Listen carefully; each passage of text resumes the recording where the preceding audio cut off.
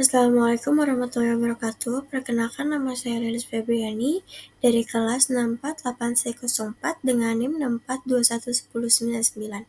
Kali ini saya ingin mengerjakan di mata kuliah Manajemen Keuangan yang berjudul Laporan Keuangan PT Telkom Indonesia Persero Tbk untuk periode 3 bulan yang berakhir pada 31 Maret 2022. Di sini terdiri dari 4 rasio. Yang pertama ada rasio likuiditas, yang kedua ada rasio leverage, yang ketiga ada rasio aktivitas, yang keempat ada rasio keuntungan.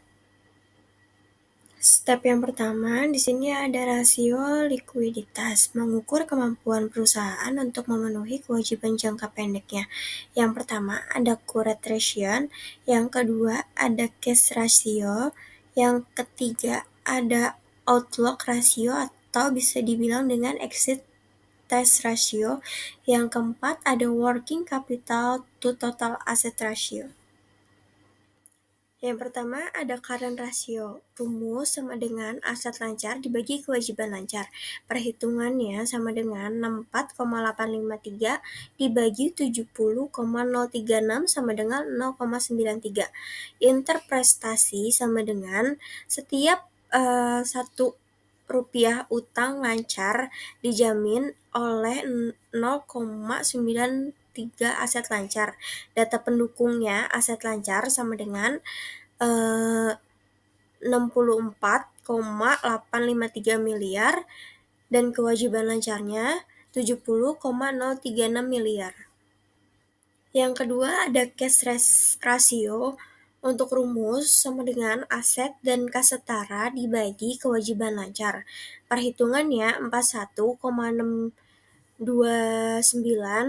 dibagi 70,036 sama dengan 0,59. Interprestasinya sama dengan setiap 1 rupiah utang lancar dijamin oleh 0,59 kas dan setara kas. Data pendukung sama dengan kas dan setara kas sama dengan 41,629 miliar dan kewajiban lancarnya sama dengan 70,036 miliar. Yang ketiga ada quick ratio. Untuk rumusnya sendiri, buka kurung aset lancar dikurang persediaan tutup kurung dibagi kewajiban lancar. Perhitungannya 64,853 dikurang 932 dibagi 70,036 sama dengan 0,91. Interprestasi, setiap 1 rupiah utang lancar dijamin oleh 0,91 aset lancar yang lebih liquid. Ini mengkonfirmasi bahwa likuiditas perusahaan sedikit di bawah 1. Data pendukung untuk aset lancarnya sama dengan 64,53 miliar, persediaannya 932 miliar, kewajiban lancarnya 70,036 miliar. Yang keempat ada working capital to total asset ratio. Working capital to total asset ratio rumus sama dengan modal kerja bersih dibagi total aset. Perhitungannya 64,853 dikurang 70,036 dibagi 279,450 sama dengan minus 0,2. Interpretasinya, modal kerja bersih negatif menunjukkan bahwa perusahaan memiliki lebih banyak kewajiban lancar daripada aset lancar. Untuk data pendukung, modal kerja bersih sama dengan minus 5,183 miliar, aset lancar dikurang kewajiban lancar. Untuk total asetnya sama dengan 279,450 miliar. Step yang kedua, rasio leverage, mengukur seberapa besar perusahaan menggunakan utang untuk membiayai asetnya.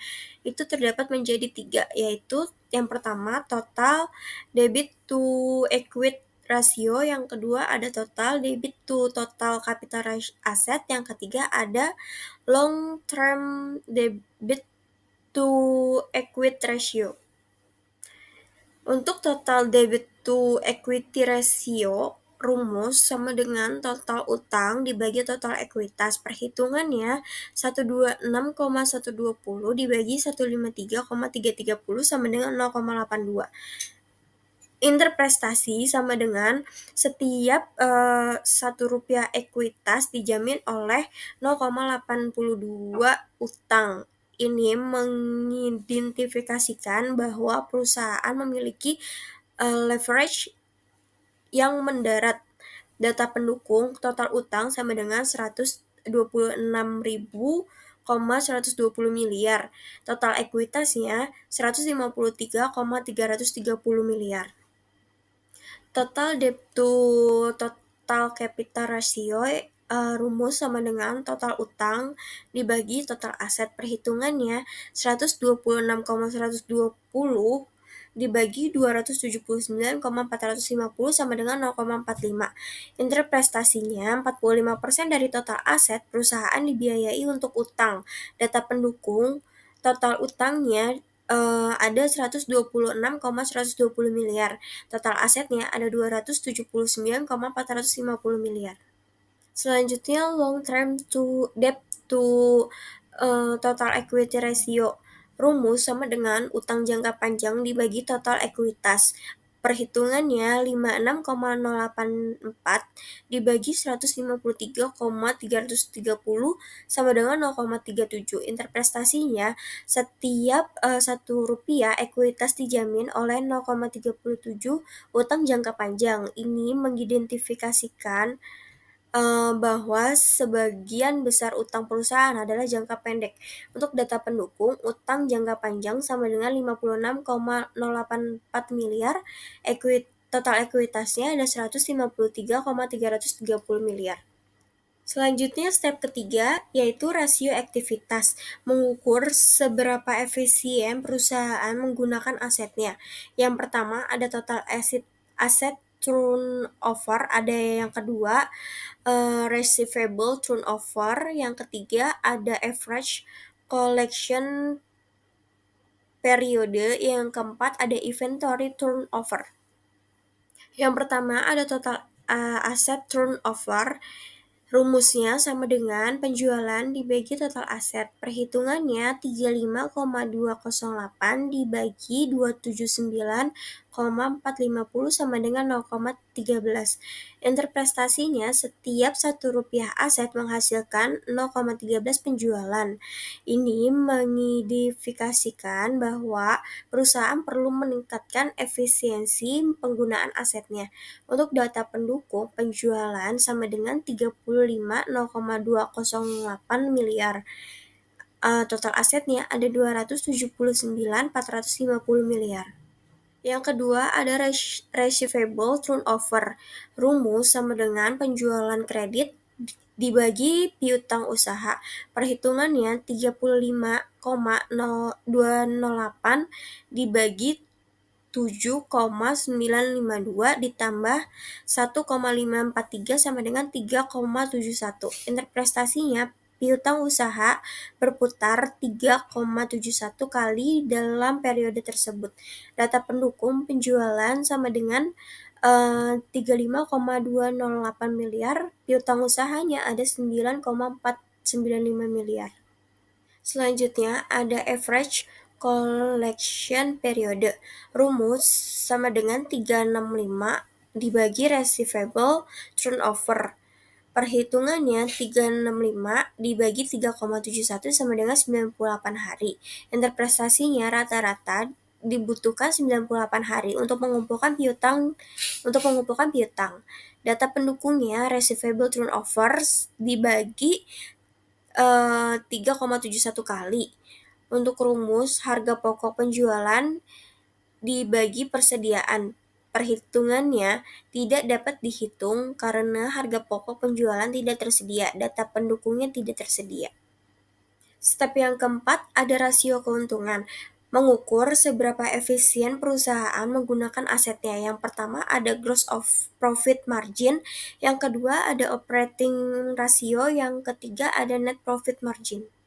Untuk gross profit margin, rumus sama dengan laba kotor dibagi penjualan. Perhitungan tidak dapat dihitung karena laba kotor tidak tersedia. Data pendukungnya pun tidak tersedia. Penjelasannya, rumus laba kotor adalah pendapatan penjualan dikurang harga pokok penjualan. Laba kotor menunjukkan pendapatan yang tersisa setelah dikurangi biaya langsung produksi. Semakin besar laba kotor, maka semakin besar pula keuntungan yang didapatkan perusahaan. Namun, pada laporan keuangan PT Telkom Indonesia Tbk, informasi harga pokok penjualan tidak tersedia sehingga laba kotor tidak dapat dihitung. Selanjutnya ada operating ratio. Rumus sama dengan beban operasional dibagi penjualan. Perhitungannya buka kurung 130,56 ditambah 812 ditambah 8.936 ditambah 3.516 ditambah 7.976 ditambah 1.200 tutup kurung dibagi 35,208 sama dengan 0,675 dibagi 0,68. Pembulatannya, interest prestasi 68% dari penjualan digunakan untuk beban operasional. Beban operasionalnya sendiri totalnya sebesar 23,795 miliar. Untuk penjualannya 35,208 miliar. Terakhir ada net profit margin. Rumus sama dengan laba bersih dibagi penjualan. Perhitungannya 7.856 dibagi 35.208 sama dengan 0,22. Interest prestasinya setiap 1 rupiah penjualan menghasilkan 0,22 laba bersih. Untuk data pendukung, laba bersihnya sama dengan 7.856 miliar, untuk penjualannya 35.208 miliar. Sekian presentasi dari saya. Mohon maaf jika ada salah-salah kata. Saya akhiri dengan wassalamualaikum warahmatullahi wabarakatuh.